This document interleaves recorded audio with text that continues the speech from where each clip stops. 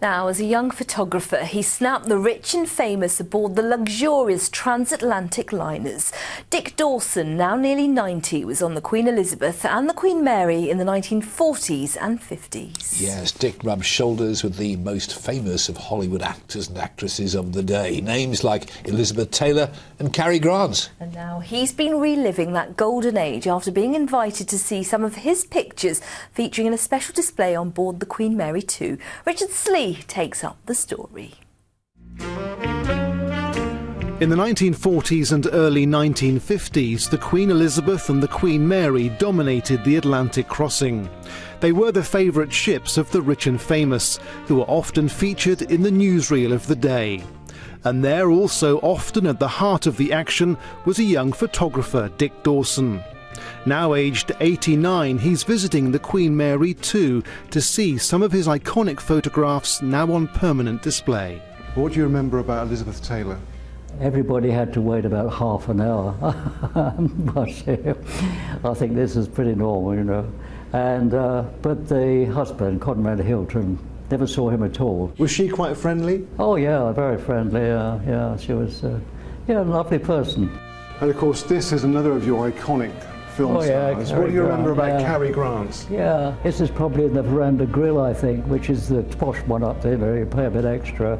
It's usually where the stars went.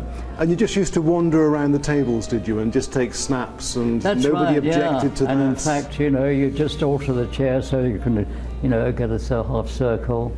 And they're all quite happy because they're all in their fineries, you know.